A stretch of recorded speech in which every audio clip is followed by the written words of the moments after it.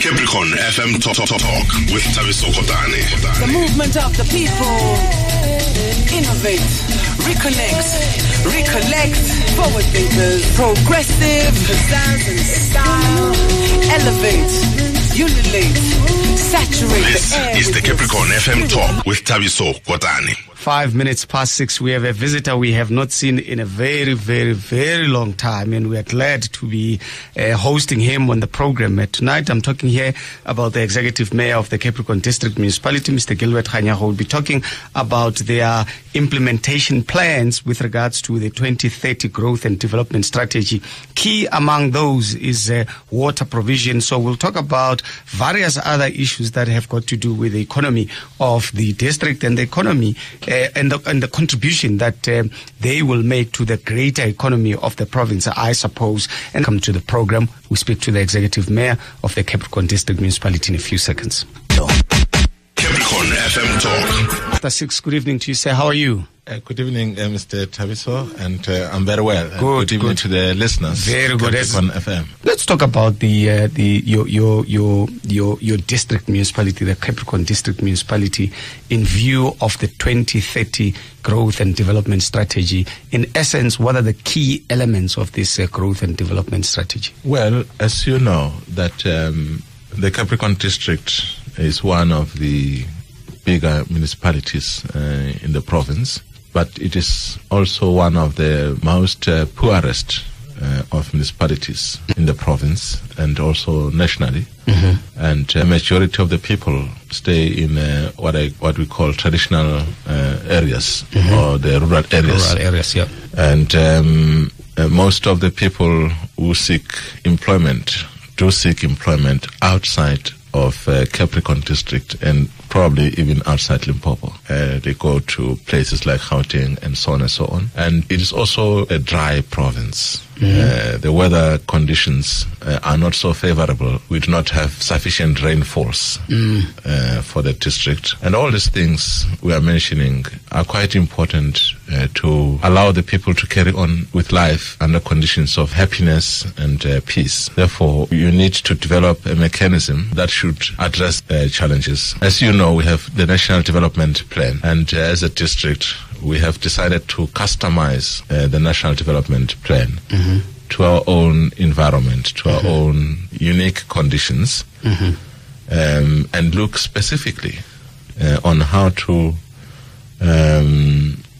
deal with the issues of growing the economy, mm-hmm. So that we are able to respond to the employment needs of our people. To do that, to grow the economy, we need to make sure that we have the right institutional arrangements. Mm-hmm. You know, the municipality should have a special focus on areas that we think we have in our means and capability to grow the economy. Mm-hmm.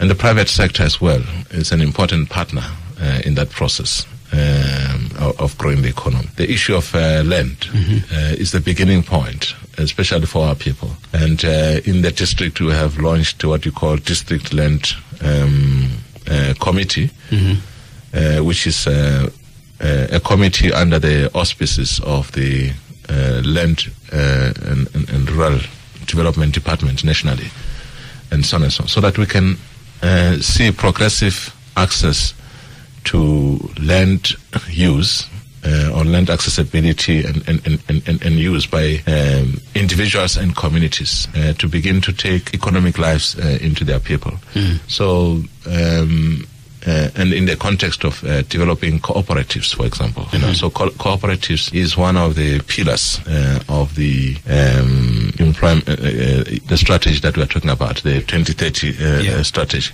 Yeah. And that is also related to the issues of improving the infrastructure. Mm.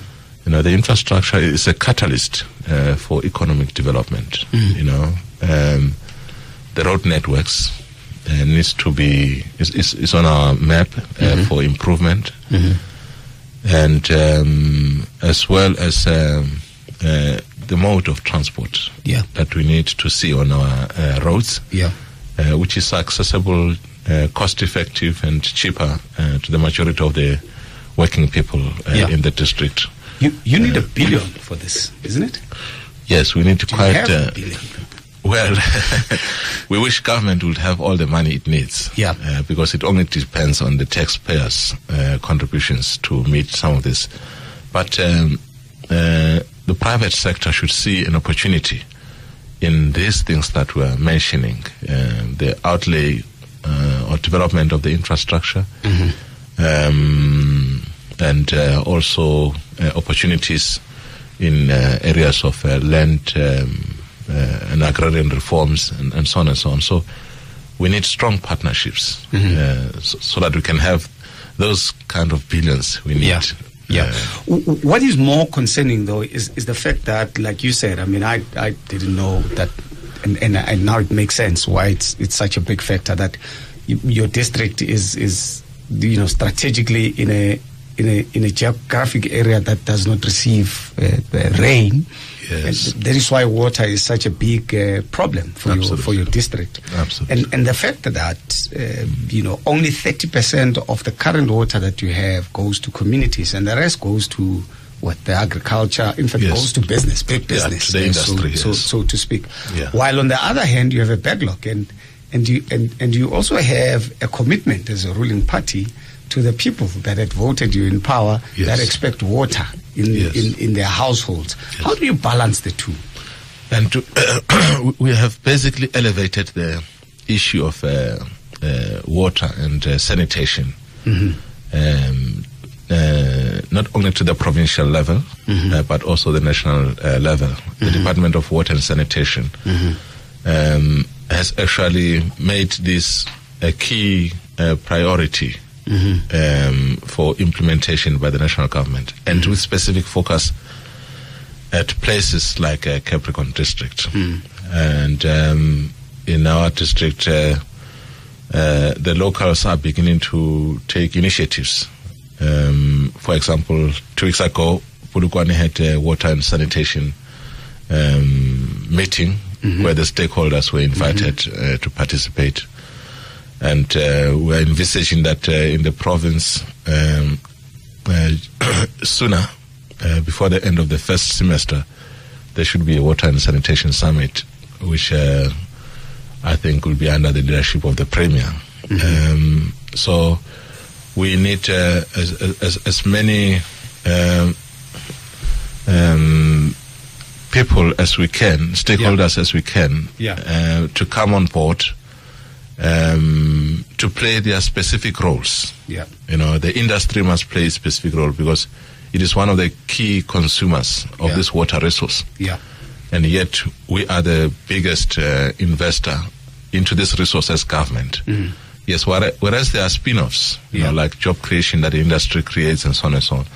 But for us to have a sustainable situation on these resources, we need strong participation by government. But in as far as backlog is concerned, in various communities, people that are listening right now who are who reside in the Capricorn district who don't have water, what are the immediate plans? What are you rolling out at the moment to deal with that backlog? Yes. Firstly, let me just say that we have done a study on how to deliver or to source water, what is called a feasibility study, and that study says that we can draw water from neighboring districts, the districts of Vembe, from the Nandoni Dam, and as well as the district of Skokone, at the Flag Bushielo Dam, and a few other places, and so on and so on. We have done that feasibility study, and it's a long-term kind of intervention that we seek to come up with. But meantime, we are doing two things. The first thing that we're doing is to deliver boreholes. Although in most or in some instances, you find that the water level, the water table is so deep that boreholes do not yield the required amount of water, and in other instances are really dry because of the water table. But we are delivering boreholes to our communities, And where boreholes are not yet in place, we are delivering what we call water tanker services. I see. Meaning that we have got people that we have contracted as a municipality to deliver water to people on a ratio basis. It can be twice a week, it can be thrice a week, and so on and so on, just to make sure that everybody has got a minimum access. Yeah. While we are looking at the bigger picture of permanent provisioning of water resources to our people. Yeah. Let's talk about something else which is quite important. And if you just join us, Mr. Gilbert Khanyago is our guest. He's the executive mayor of the Capricorn District Municipality. Your district municipality speaks about growing local economy by, among other things, supporting youth and women in their SMMEs through skills development, capacity building programs. These are nice words. They sound good.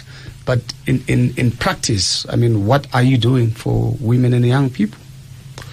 Well, in a broadened fashion, we have a program that is called a special focus, focusing specifically on women, youth, and children. Mm-hmm.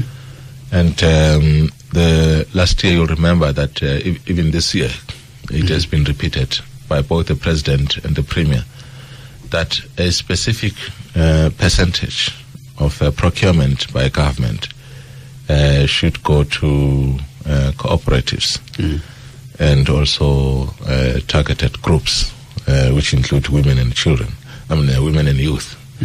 And we, as the Capricorn District Municipality, can only comply. We are complying with that, and we are making sure that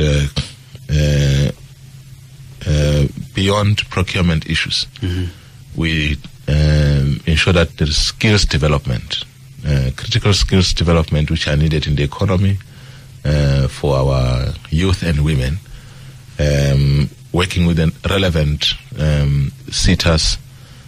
For example, the local government SETA, to deliver those specific skills that you need for people to be mobile within the economic system. Is it happening, though? I mean, I know you are an executive mayor, you get briefings from various people who are supposed to be doing these things. But do you see it happening from a practicality point of view on the ground? Well, where I stand, and when I move around, checking progress on government projects, I see a sizable number of people being youth and women in those projects that we have already given to or awarded to the people, to the communities. Of course, it is not enough. While there is still a lot of people who are unemployed, a lot of youth who are unemployed, it's still not enough. But we are doing something in line with our intentions, in line with our manifesto that we presented to the public of South Africa last year when we went to the elections. Yes. Let's talk about another important thing, which those that are in that particular industry say government needs to do more. Environment, or environmental issues. Where are you in as far as that is concerned as a district? Well, one of the decisions that we've taken recently was to make sure that we develop bylaws that are consistent with environmental management, but also employ more staff within the environment sector. We are aware that our district is a sunny district. Most of the days of the year are sunny, and the levels of exposure of our people to the ozone areas is a bit higher than average in other places. And also our air quality so far is still good. We are not as heavily compromised in terms of the air quality. We have people who do monitoring of air quality from time to time. Environmentalists who are competent to do that. We are also embarking on awareness programs to the communities to take care of their immediate surrounds. People not having to just throw things around that can compromise ultimately things like our water resources in the dams and injure our domestic animals, like plastics that thrown all over the shore and so on and so on. So we are having a specially dedicated department in the municipality that looks at on environmental matters, and we want to use environment as one of the drivers of job creation and so on and so on. I want us to speak about good governance as well, because that's key. Yes. But before we go into issues of good governance, there's one element that I want you to settle once and for all, because we picked it up. The issue of your district taking back the money to the treasury. Just explain to us so that we are at ease, because some of us were surprised to say this is a district that says it needs more budget because there are critical areas where money is needed. Now we are hearing that money is taken back to the treasury, and we are told that once you take money back to the treasury says it means you don't need it. So when we re-budget for your district, it means we must give you less than the money that you've taken back. And some of us, because sometimes maybe we are too simplistic in our analysis of these things, but really, did you take back money and 130 million rands? Well, so far the information sources might not be equal. But I'm aware that we have spent just over 70% of our budget, meaning that there is all more likelihood of us spending the entire budget for the year. Where we might not spend it wholly, it will be a negligible percentage. Although when you have to rate that or measure that against service delivery issues, you cannot say it's negligible. But I haven't got a sense that we are rolling back that amount of money as yet. We will be on time to deliver on that. But if it happens... But you sound unsure, because I think that money has gone back already. Because you are saying you are not sure, but you think if it is this financial year, I can assure you that it hasn't happened. But if it is about other financial years, I still have to familiarize myself with that. And I'm sure you understand why this is a key question, because as much as we want to sympathize with your budgetary constraints, we at the same time don't want to hear that money was not spent. Absolutely, and that is something that we are working very hard to push on everybody who is in the pipeline to ensure that they spend the money. And we know that non-spending plays in the sphere of corruption, people to do the 11th hour, dumping of fiscals and so on. So we are managing that. We are pushing very hard people to account why they are not spending money. Are you an executive mayor who cracks the whip? Are you a leader who cracks the whip? Or do you look the other way when certain things happen to avoid, well, as a leader, you don't political skirmishes and other well, as a leader, you don't have to lead by terror and intimidation. But you have to provide leadership. And I think that my institution, so far, if you were to ask any ordinary person, I know them by name. I know what they do and how they do it and where they do it. And I know what their challenges are and so on and so on. So rather than being a leader who cracks the whip, I prefer a hands-on approach that I've adopted since I arrived at the institution. Yes. Good governance. I mean, if you are saying to the people of your district that you are committed to good governance, in simple terms, I mean, how would you describe that good governance that you would say you are committed to. Yes, absolutely. Well, good governance simply says that the promise we make to the public, to the people, is a promise we must be able to live by. Mm-hmm. If people are expecting us to deliver on a particular service, if we are unable to do that, we should be able to go to them and explain the reasons why we are not able to do that. Mm-hmm. So communication is very important about things that are working and things that are not working and how we are going to do that. Okay. As well as the other dimension of good governance, mm-hmm. Is to make sure that we follow a clean system of administration. Mm-hmm.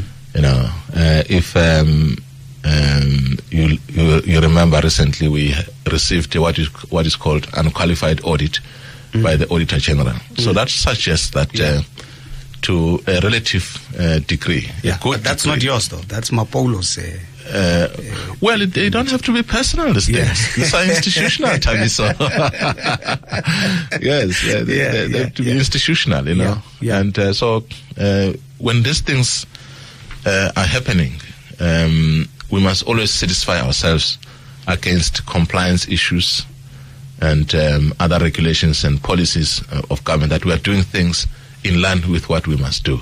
It will be a set day when our people do not receive services as promised. So that will not be good governance. But good governance is delivering as we have promised and still be able to explain that here are the constraints, but nevertheless we are working on them. That also includes fighting against corruption. Yeah. You know, making sure that no official uses or abuses their positions for self-enrichment, self-benefit, mm-hmm. or even benefit of friends and families. Good stuff. And we will be very... so far we haven't received disturbing developments within the institution. Mm-hmm. And we are making sure that everyone does what they are there to do. To serve the people, not to serve themselves. Good stuff. Executive Mayor, thanks for coming through. I hope next time we chat, we will give the people of your district an opportunity to give you feedback. Relate what they experience on the ground, whether good or bad. Absolutely. And as to whether the mayor is and his councillors are on the ground or not, and so on, are they visible, and so on. And those are the activities that we are busy with now. Absolutely. Thank you very much, sir. Thanks for coming through. We really You're welcome, and thanks for the opportunity. Sure. Good night.